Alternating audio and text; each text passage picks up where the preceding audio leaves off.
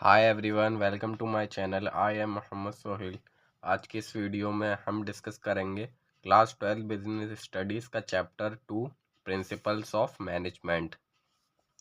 जो ये चैप्टर है ये क्लास 12 बिजनेस स्टडीज़ के लिए बहुत ही इम्पोर्टेंट चैप्टर है। तो चलिए शुरू करते हैं। Management principles is a broad and general guidelines for decision making and behaviour of managers. जो मैनेजमेंट के प्रिंसिपल्स हैं वो ब्रॉडली वाइडली वर्क करते हैं एंड जनरल गाइडलाइंस एक तरीके की जनरल गाइडलाइंस है कि कैसे कैसे हमें वर्क को परफॉर्म करना है फॉर डिसीजन मेकिंग। और ये जो डिसीजंस लिए जाते हैं उसमें भी मैनेजमेंट के प्रिंसिपल्स बहुत हेल्पफुल होते हैं एंड जो मैनेजर्स का बिहेवियर है उसको जानने के लिए भी ये बहुत हेल्पफुल रहते हैं। जैसे कि फॉर एग्ज़ाम्पल एक मैनेजर है, उसने डिसाइड करा एम्प्लॉय के प्रमोशन करने के लिए। वो कंसिडर करता है कि एम्प्लॉय कितना सीनियर है ऑर्गेनाइजेशन के अंदर। वेयर एज अगर हम एक अदर मैनेजर को देखा तो वो प्रिंसिपल ऑफ मेरिट को देखता है कि मेरिट के हिसाब से उस एम्प्लॉय की क्या सिचुएशन है इन द ऑर्गेनाइजेशन। अलग अलग मैनेजर्स के अपने अपने बिहेवियर हो सकते हैं जो कि मैनेजमेंट प्रिंसिपल्स के द्वारा पता लगाने में आसानी हो जाती है। इसके अंदर हम देखेंगे साइंटिफिक मैनेजमेंट प्रिंसिपल्स जो कि FW टेलर द्वारा दिए गए हैं। इनका पूरा नाम है फ्रेडरिक विंसलो टाइलर एंड इनको scientific father of scientific management भी कहा जाता है। और फिर उसके बाद हम देखेंगे 14 प्रिंसिपल्स ऑफ मैनेजमेंट जो कि हेनरी फ्यूल के द्वारा दिए गए और इनको फादर ऑफ जनरल मैनेजमेंट कहते हैं and techniques of scientific management जो कि दिए हैं FW टेलर ने। सबसे पहले हम देख लेते हैं साइंटिफिक प्रिंसिपल्स ऑफ मैनेजमेंट जिसके कि 4 प्रिंसिपल्स हैं। Science not rule of thumb, harmony not discord, cooperation not individualism and last one is development of workers to their greatest efficiency and prosperity. जो फर्स्ट वन है उसमें science not rule of thumb, मतलब कि जो management के अंदर जो भी ईच एंड एवरी एलिमेंट हमें यूज़ करना है वो साइंस की इंक्वायरी से ही करना है। और जो भी डिसीजंस हम मैनेजमेंट के अंदर लेंगे वो साइंटिफिकली होने चाहिए, ना कि नॉट रूल ऑफ थंब। मतलब कि जो पुराने एक्सपीरियंस होते हैं मैनेजर्स के, जो पास्ट एक्सपीरियंस है एंड जो पास्ट में जो उन्होंने एक्टिविटीज़ करी हैं उनके बेसिस पर हमें वो डिसीजंस नहीं लेना है। इससे जो है एफिशिएंसी बढ़ती है ऑर्गेनाइजेशन की साइंटिफिकली डिसीजंस लेने से। Second one is harmony not Discord, मतलब कि ऑर्गेनाइजेशन के अंदर, कंपनी के अंदर हार्मनी बनाकर रखनी है, पॉजिटिविटी बनाकर रखनी है। नॉट डिस्कॉर्ड का मतलब है कि कन्फ्लिक्ट, लड़ाई झगड़े, इन सब से बचना है, नेगेटिविटी को हमें दूर करना है। और जो इंटरेस्ट है वर्कर्स का और मैनेजमेंट का वो सेम होना चाहिए। और जो मैनेजमेंट है उसको वर्कर्स के संग अपने गेन भी शेयर करने चाहिए। एंड इसके अंदर मेंटल रिवोल्यूशन का वो आ जाता है पार्ट। मतलब मेंटल रिवोल्यूशन ये होता है कि completely change of attitude and outlook for each other, मतलब कि अपने आप को कम्प्लीटली चेंज कर लेना, अपने एटीट्यूड को एंड देखने के नज़रिए को फॉर एक दूसरे को, आउटलुक फॉर ईच अदर। ये है second scientific principle of management. And third one is cooperation not individualism, मतलब कि जो ऑर्गेनाइजेशन है उसके अंदर हमें कॉपरेट कर कर चलना है, अंडरस्टैंडिंग बनानी है जिससे कि एम्प्लॉयज़ का कॉन्फिडेंस भी बूस्ट हो सके। एंड जो ये है ये हार्मनी नॉट डिस्कॉर्ड का ही एक्सटेंशन है। और इंडिविजुअलिज्म में नहीं चलना है हमें। नॉट इंडिविजुअलिज्म मतलब कि हमें सिर्फ इंडिविजुअल टू इंडिविजुअल नहीं सोचना है एंड जो equal division of work and responsibilities करनी है between workers and management. And जो मैनेजमेंट है उसको साइड बाय साइड काम करना है वर्कर्स के।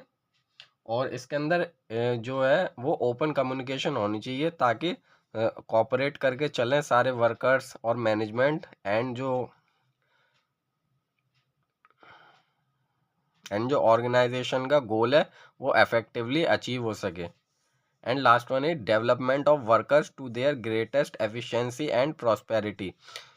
मतलब कि अगर वर्कर्स का डेवलपमेंट होगा तभी ऑर्गेनाइजेशन का डेवलपमेंट होगा। तो वर्कर्स को ट्रेनिंग प्रोवाइड कराई जाए और जो रिक्रूटमेंट और सिलेक्शन है वर्कर्स का वो बहुत ही साइंटिफिकली तरीके से करा जाए। वो बहुत अच्छे अच्छे एम्प्लॉयज़ को सिलेक्ट करा जाए और उनको उनके हिसाब का वर्क डिवाइड कर दिया जाए ताकि वो अपनी बेस्ट कैपेबिलिटीज़ से काम कर सकें एंड जो ऑर्गेनाइजेशन का डेवलपमेंट है वो आराम से हो सके और जो ऑर्गेनाइजेशन का गोल है वो इफेक्टिवली अचीव हो सके। Fayol's principles of management. So जो हेनरी फ्यूल हैं उन्होंने हमें 14 प्रिंसिपल्स ऑफ मैनेजमेंट दिए जिनके जिनके ज़रिए से जो ऑर्गेनाइजेशन है वो अच्छी तरह से ग्रो हो सके और उनको अप्लाई कर कर जो वर्क है उसे इफेक्टिवली कर सके। सो हम देख लेते हैं सारे प्रिंसिपल्स को एक एक कर कर। तो फर्स्ट प्रिंसिपल है वो है डिवीजन ऑफ वर्क। मतलब कि जो वर्क है वो ऑर्गेनाइजेशन के अंदर कंपनी के अंदर उसको डिवाइड कर देना इन स्मॉलर यूनिट्स। अलग अलग छोटी छोटी यूनिट्स में वर्क को डिवाइड करना और क्रिएटिंग डिपार्टमेंट्स, छोटे छोटे डिपार्टमेंट्स बना देना अलग अलग। Allocation of work as per capabilities of employees. मतलब कि एम्प्लॉयज़ की जितनी जितनी कैपेबिलिटीज़ हैं उनके हिसाब से उनको वर्क को डिवाइड कर देना। एंड ऐसा करने से जो ऑर्गेनाइजेशन के अंदर है वो स्पेशलाइजेशन बढ़ता है और कम से कम कॉस्ट में और ऑप्टिमम यूटिलाइज कर कर रिसोर्सेज को अच्छे से अच्छा काम, प्रोडक्टिविटी को इंक्रीज करा जा सकता है। So that is division of work. And second one is authority and responsibility. Authority का मतलब होता है कि power to take decisions and responsibility का जो मीनिंग होता है वो होता है कि complete the job assigned on time. जो भी जॉब असाइन करी गई है एम्प्लॉयज़ को वो उन्हें टाइम पर कंप्लीट कर कर देना है, वो उसके लिए रेस्पॉन्सिबल हैं। सो जो इसके अंदर है वो इक्वालिटी बना के चलना पड़ता है अथॉरिटी में और रिस्पॉन्सिबिलिटी के अंदर, और उसे मैच कर कर चलना पड़ता है। मतलब कि balance between authority and responsibility. And जो थर्ड प्रिंसिपल है वो है प्रिंसिपल ऑफ डिसिप्लिन। मतलब इसके अंदर जो है वो रूल्स एंड रेगुलेशंस को फॉलो करना होता है एंड कोड ऑफ कंडक्ट होता है एक, जो एम्प्लॉयज़ के संग एग्रीमेंट करा जाता है and between the superior and subordinates. और ये जो डिसिप्लिन है ये हर जगह पर यूज़ होता है। फॉर एग्जांपल कहीं भी ले लो, ऑर्गेनाइजेशंस में, कंपनीज में, स्कूल्स में, हॉस्पिटल्स में, हर जगह डिसिप्लिन की ज़रूरत होती है। अगर ये डिसिप्लिन में वर्कर्स एम्प्लॉयज़ वर्क नहीं करते हैं तो उनके ऊपर पेनल्टीज़, जुडिशियस पेनल्टीज़ लग सकती हैं जो कि कंपनी लगाती है। Fourth one is unity of command. मतलब कि जो ऑर्डर्स हैं वो एक ही बॉस से लेने चाहिए। अगर अलग अलग बॉसेस से ऑर्डर्स को रिसीव करेगा एम्प्लॉयज़ तो उसमें कन्फ्यूजन्स होने के चांसेस बढ़ जाते हैं जिससे कि कन्फ्लिक्ट हो सकते हैं और काम टाइम पर पूरा नहीं हो पाएगा। And fifth is unity of direction. मतलब कि उनका वन हेड वन प्लान होना चाहिए। उनको पता होना चाहिए कि हमें किस डायरेक्शन की तरफ वर्क करना है एंड यूनिफॉर्मिटी होनी चाहिए टुवर्ड्स वन डायरेक्शन, जिससे कि कोऑर्डिनेशन बना रहे ऑर्गेनाइजेशन में एंड कन्फ्लिक्ट जैसी सिचुएशन ना अराइज हो। And sixth one is subordination of individual interest to general interest. मतलब कि जो ऑर्गेनाइजेशन का इंटरेस्ट है उसको प्रायोरिटी पे रखना चाहिए किसी भी एम्प्लॉयज़ को अगेंस्ट पर्सनल इंटरेस्ट। मतलब अपने इंटरेस्ट को बाद में रखना चाहिए, सबसे पहले ऑर्गेनाइजेशन का इंटरेस्ट रखना चाहिए। और कोई भी डिसीजंस अगर कोई मैनेजर ले रहा है तो वो ऑर्गेनाइजेशन को बेनिफिट उस डिसीजन से होना चाहिए, ना कि उसे पर्सनली उस मैनेजर को बेनिफिट हो। ये इस बातों का ख्याल मैनेजर को इसके अंदर ज़रूर रखना चाहिए। ये है subordination of individual interest to general interest. Seventh one is remuneration of employees. मतलब कि जो भी एम्प्लॉयज़ को रेमुनरेशन प्रोवाइड कराया जाता है in the form of salary and wages, वो फेयर एंड एजुकेट फॉर्म में होना चाहिए। एंड इतना तो वो हो ताकि जो एम्प्लॉय है वो अपनी मेंटेन कर सके मिनिमम स्टैंडर्ड ऑफ लिविंग को। एंड जो ये है वो मैच करता है साइंटिफिक जो प्रिंसिपल्स था हार्मनी नॉट डिस्कॉर्ड से। And 8th one is centralisation and decentralisation. जो जो जो सेंट्रलाइजेशन का मीनिंग है वो है द कंसंट्रेशन ऑफ अथॉरिटी और power in the few hands at the top level is called centralisation. जो अथॉरिटी है और जो पावर है वो कुछ ही हाथों में होता है eight the top level of management, उसको हम सेंट्रलाइजेशन कहते हैं। एंड जो हम डिसेंट्रलाइजेशन है उसका मतलब है कि इवनली डिस्ट्रीब्यूट कर देना पावर को at every level of management, जैसे कि टॉप लेवल पर भी distribute and middle and lower तीनों लेवल पर पावर को डिवाइडेड कर दिया गया है। So that is centralisation and decentralisation. And 9th one is scalar chain. सो स्केलर चेन का जो मीनिंग है वो है the formal lines of authority from highest to lowest are known as scalar chain. मतलब कि जो हाईएस्ट अथॉरिटी से लोएस्ट अथॉरिटी तक, सुपीरियर से लेके सबऑर्डिनेट्स तक जो भी रिपोर्ट जाती है उसको हम स्केलर चेन के थ्रू पहुंचाते हैं। स्केलर चेन इसमें बहुत ही हेल्पफुल तरीके से वर्क करती है और इमीडिएटली वर्क करती है। And 10th one is principle of order. मतलब कि जो कोई भी मैन मटेरियल कोई भी थिंग है उसका फिक्स एंड राइट प्लेस होना चाहिए, जिससे कि हमें वेस्टेज ना हो टाइम का, कि हम कोई भी सामान सर्च कर रहे हैं तो हमें टाइम लग रहा है उसे सर्च करने में। And systematically and orderly arrangement होना चाहिए किसी भी रिसोर्सेज का, चाहे वो ह्यूमन रिसोर्स हो चाहे वो फिजिकल रिसोर्स हो। 11th one is principle of equity. इस प्रिंसिपल के अंदर हमें फेयरली एंड काइंडली ट्रीट करना है एम्प्लॉयज़ को, और उनसे बिल्कुल भी डिस्क्रिमिनेशन नहीं करना है ऑन द बेसिस ऑफ उनके सेक्स के बेसिस पर, रिलीजन के बेसिस पर, उनकी लैंग्वेज के बेसिस पर, कास्ट, बिलीफ्स और नेशनलिटी, इन अलग अलग बेसिस पर हमें उनसे डिस्क्रिमिनेट नहीं करना है, सबको इक्वली हमें ट्रीट करना है। And 12th one is stability of personnel. मतलब कि फ्रिक्वेंटली जो ट्रांसफ़र और टर्मिनेशन कर देते हैं एम्प्लॉयज़ का, इस तरीके से हमें नहीं करना है। उनको एक मिनिमम टाइम देना है एम्प्लॉयज़ को, ताकि वो सेटल डाउन हो सके, और उन्हें प्रोवाइड करानी है job security. This is the stability of person. And 13th one is initiative. Initiative का मीनिंग है वो है कि एक स्टेप बढ़ाना विद सेल्फ मोटिवेशन। जो एम्प्लॉयज़ है उनके जो प्लान्स है उनको चेकआउट करना एंड उनको इम्प्लीमेंट करना, उनके मोटिवेशन को बूस्ट करना, उनके मोरल को बढ़ाना, और जो स्पिरिट है एम्प्लॉयज़ की वो हाई करना, उनको अलग अलग इनिशिएटिव प्रोवाइड कराकर, एंड जो उनका सेटिस्फेक्शन है उसको बूस्ट करना। 14th one is aspirate the cause. मतलब कि जो मैनेजमेंट है वो इनक्रेज करती है और प्रमोट करती है टीम स्पिरिट को, एंड यूनिटी उससे बनी रहती है। अगर हम एक साथ रहेंगे, रिप्लेस कर देंगे आई को with we, and work with team spirit के साथ करेंगे, तो जो भी हमारा गोल है वो हम इफेक्टिवली एंड एफिशिएंटली अचीव कर सकते हैं ऑर्गेनाइजेशन का। सो जो ये थे 14 प्रिंसिपल्स ऑफ मैनेजमेंट, जो कि प्रोवाइड कराए हेनरी फ्योल ने। Techniques of scientific management. जो साइंटिफिक मैनेजमेंट की टेक्निक्स हैं जो कि टेलर ने प्रोवाइड कराई हैं, वो बहुत सारी अलग अलग टेक्निक्स हैं। उसमें जो फर्स्ट टेक्निक है वो है फंक्शनल फॉरमैनशिप। इसके अंदर टेलर ने सजेस्ट करा है कि 8 बॉसेस हैं और उनके ऊपर 2 डिपार्टमेंट्स हैं।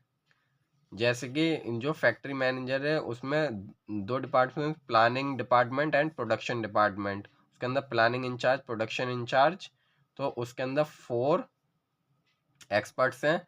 First one is route clerk, disciplinarian, instruction card clerk, time and coster. And production incharge है उसके अंदर है gang boss, speed boss, repair boss and inspector boss.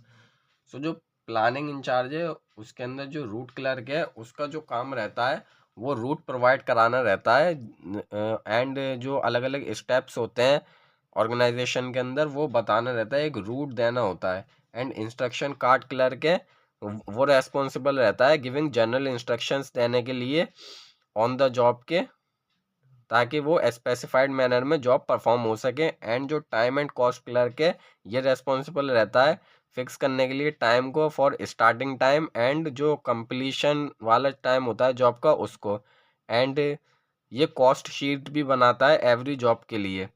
And जो डिसिप्लिनेरियन है इसकी जो रेस्पॉन्सिबिलिटी है वो ये है कि जो परफॉर्मेंस है जॉब का वो ऑर्डरली एंड सिस्टमेटिकली वे में मैनेज हो सके।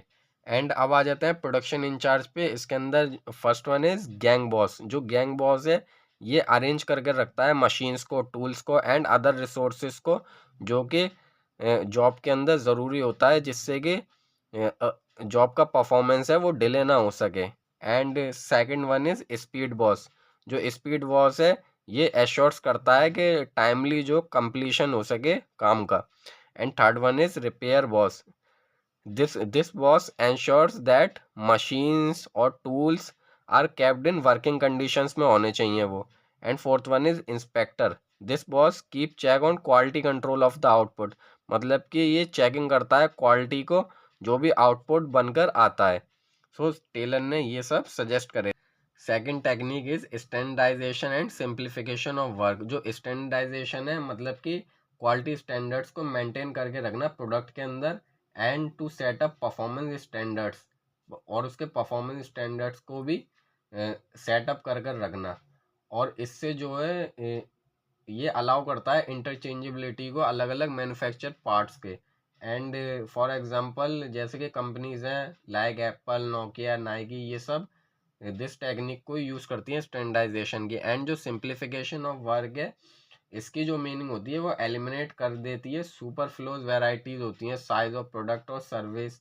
और इसका जो रिजल्ट निकल कर आता है वो आता है कि इससे कॉस्ट सेव होती है लेबर की, मशीन की और टूल्स की। और इंक्रीज इन टर्नओवर होता है इससे। एंड थर्ड टेक्निक है वर्क स्टडी। वर्क स्टडी के अंदर हम पढ़ते हैं fatigue study, motion study, time study, method study. So जो फटीक स्टडी है उसके अंदर अलग अलग सेट कर दिए जाते हैं रेस्ट इंटरवल्स एम्प्लॉयज़ के लिए। एंड ये जो इंटरवल्स होते हैं नंबर्स में, फ्रीक्वेंसी में और ड्यूरेशंस में होते हैं। एंड जो मोशन स्टडी होती है उसके अंदर डिफरेंशिएशन करा जाता है जो भी प्रोडक्टिव मूवमेंट्स होते हैं हमारे और अनप्रोडक्टिव होते हैं, और जो भी अनप्रोडक्टिव होते हैं उनको हटा दिया जाता है। एंड टाइम स्टडी जो है वो सेट करती है standard time to perform a job. कोई भी जॉब परफॉर्म करने के लिए स्टैंडर्ड टाइम सेट करा जाता है और टारगेट करा जाता है वर्कर्स के लिए। एंड मेथड स्टडी वो है जो कि एक बेस्ट वे ढूंढ लिया जाता है एम्प्लॉयज़ के लिए ताकि वो अपनी एफिशिएंसी का यूज़ कर सकें और मटेरियल को, मशीनरी को, मैन पावर जितना भी है वह एफिशिएंटली यूज़ कर सकें। And fourth technique is differential piece wage system. जो ये सिस्टम है इसके ये स्ट्रॉन्गेस्ट मोटिवेटर है वर्कर्स के लिए, जिसमें कि ये भी डिफरेंशिएट करता है एफिशिएंट एंड इनएफिशिएंट वर्कर्स को कि कौन एफिशिएंटली वर्क कर रहा है, कौन इनएफिशिएंटली वर्क कर रहा है। एक्स्ट्रा वेजेस भी प्रोवाइड कराए जाते हैं जो भी एफिशिएंटली वर्क करते हैं एम्प्लॉय, जिससे कि वो मोटिवेट होते हैं। एंड जो ये टेक्निक है ये वायलेट्स करती है प्रिंसिपल ऑफ इक्विटी को। एंड लास्ट टेक्निक है मेंटल रिवोल्यूशन। जो मेंटल रिवोल्यूशन होता है उसका जो मेन ऑब्जेक्टिव होता है change in mental attitudes of workers and management towards each other. वो कंप्लीटली चेंज कर देती है एटीट्यूड को वर्कर्स के और मैनेजमेंट के आ, एक दूसरे के लिए। और इससे जो है कॉपरेशन बनता है वर्कर्स के और मैनेजमेंट के बीच में। सो ये थी techniques of scientific management. So जो लास्ट टॉपिक बचते हैं वो है features, characteristics of principles of management and importance. तो हम इनको भी डिस्कस कर लेते हैं। सो फर्स्ट फीचर है वो है यूनिवर्सल एप्लीकेशन। मतलब कि ये परवेसिव है, ये हर तरह की ऑर्गेनाइजेशंस में इस्तेमाल होता है, भले ही वो बिजनेस ऑर्गेनाइजेशन है, नॉन बिजनेस है, स्मॉल फर्म है, लार्ज फर्म है, हॉस्पिटल्स, स्कूल्स, हर जगह ये यूनिवर्सली एप्लीकेबल होता है। And second is general guidelines. मतलब कि ये गाइडलाइंस है कि हमें क्या क्या करना चाहिए, but do not provide readymade solution. मतलब कि ये हल्का कोई सॉल्यूशन नहीं प्रोवाइड कराते हैं एनी किसी भी प्रॉब्लम का। और ये जो फॉर्म्ड होते हैं बाय प्रैक्टिस एंड एक्सपेरिमेंट्स। मतलब कि ये डेवलप्ड होते हैं वो बहुत ही ऑब्जर्वेशन से होते हैं, रिपीटेडली एक्सपेरिमेंट्स होते हैं, तब प्रिंसिपल्स ऑफ मैनेजमेंट भी डेवलप्ड होते हैं। And flexible. They are not rigid, it can be changed and modified by the manager as per demand of the situation. ये फ्लेक्सिबल है, मतलब ये रिजिड नहीं है, ये चेंज हो सकते हैं और मॉडिफाइड भी हो सकते हैं जैसी जैसी डिमांड ऑर्गेनाइजेशंस को आएगी मैनेजर के द्वारा। एंड मेनली बिहेवियरल, ये जो है ये बिहेवियर पे डिपेंड करता है एम्प्लॉयज़ के। ये प्रिंसिपल्स हैं, ये अप्लाइड होते हैं उनको, जैसे कि मोटिवेट करने के लिए achievement of group goal. And cause and effect relationship, ये कॉज एंड इफेक्ट रिलेशनशिप पर बेस्ड होते हैं। एंड कंटिजेंट, कंटिजेंट का मतलब होता है कि जो ये प्रिंसिपल्स का एप्लीकेशन है ये चेंज हो सकता है सिचुएशन टू सिचुएशन, तो ये कंटिजेंट होते हैं। एंड अब देख लेते हैं इसके इम्पोर्टेंस। सो फर्स्ट है providing managers with useful insights, मतलब कि ये हेल्प करता है मैनेजर्स को अपने अंदर के इम्प्रूव करने के लिए, अपनी नॉलेज को, एबिलिटी को और अंडरस्टैंडिंग को अलग अलग सिचुएशंस में ऑर्गेनाइजेशन के अंदर। And second is optimum utilisation of resources and effective administration, मतलब कि मिनिमम वेस्टेज हो रिसोर्सेज की और वो ऑप्टिमम यूटिलाइज हो पाए और अफेक्टिवली एडमिनिस्ट्रेशन वर्क करे। And third one is scientific decisions, ये हेल्पफुल होता है कि साइंटिफिकली डिसीजंस लिए जा सकें, उनके अंदर लॉजिक लगाया जा सके, ये इसमें बहुत हेल्पफुल रहता है। And fourth one is meeting changing environmental requirements, environment के हिसाब से ये डायनेमिक रहता है तो इसके अंदर चेंजेस हम कर सकें आसानी से।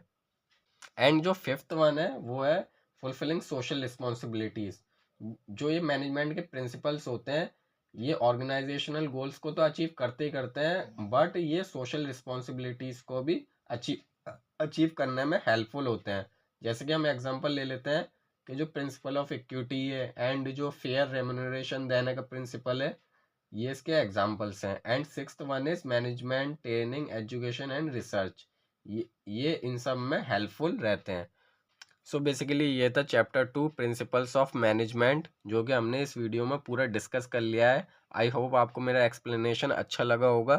प्लीज़ इस वीडियो को एक लाइक ज़रूर करें एंड इस वीडियो को अपने फ्रेंड्स तक शेयर करना ना भूलें एंड चैनल को सब्सक्राइब कर ही जाएं। एंड आपकी इस टॉपिक से रिलेटेड जो भी क्वेरी है आप मुझे कमेंट में बता सकते हैं। बिजनेस स्टडीज़ का चैप्टर 1 मैंने ऑलरेडी अपलोड कर रखा है चैनल पे, आप उसको भी देख सकते हैं।